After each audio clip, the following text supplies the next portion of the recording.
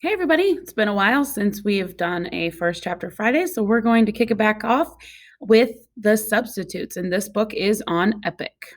So, chapter 1, questions. Josh reached down to pick up his twin sister's math book. When he straightened, he was staring into the face of another substitute. Sorry, Jenny dropped her book on your foot, Josh said. The substitute stared at him with her bright green eyes. She gave him a smile that sent a chill down his spine. When she smiled, the lobster tattoo on her cheek wrinkled.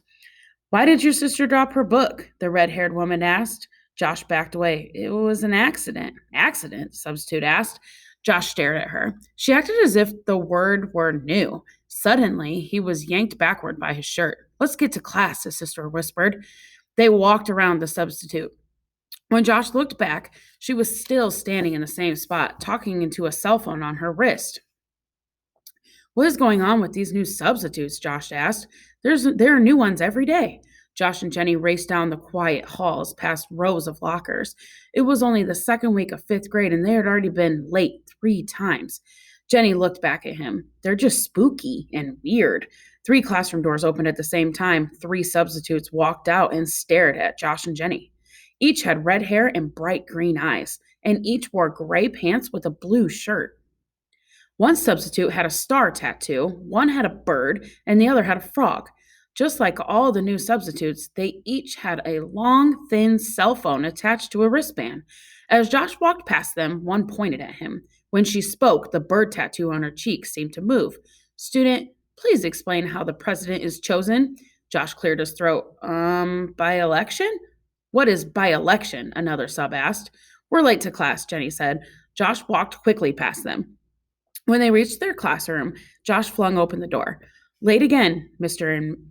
and Miss Stewart, their teacher said. Sorry, Mr. Ott, Josh said, hurrying to his seat. Jenny slid into hers.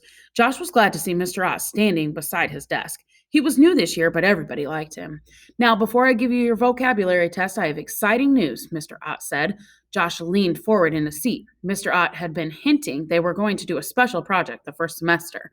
The year before, a teacher had someone bring in animals from a zoo every Friday, and the class got to learn about them.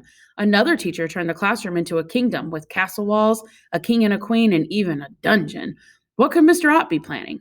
First thing after lunch, we will talk about our new project for the semester. Josh glanced at Jenny. She frowned. They both hated waiting for things. After the vocabulary test, Mr. Ott showed a movie about Egypt. Hey, Josh, a voice whispered in the dark. What?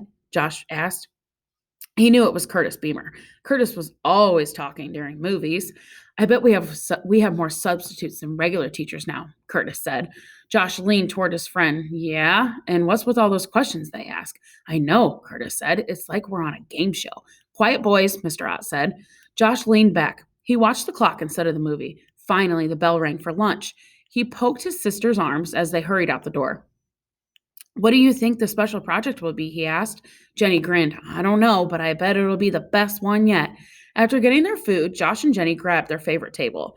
Josh looked around the cafeteria. The new substitutes were everywhere. The regular teachers on lunch duty stood together talking, but the substitutes walked down the rows of tables, stopping every few minutes to lean forward, ask a kid a question, speak into their phone, and walk on to another kid. Jenny chewed her food and mumbled, Why won't they leave us alone? Hey, stop spraying your food, said Josh. I'm going to smell like tuna all day.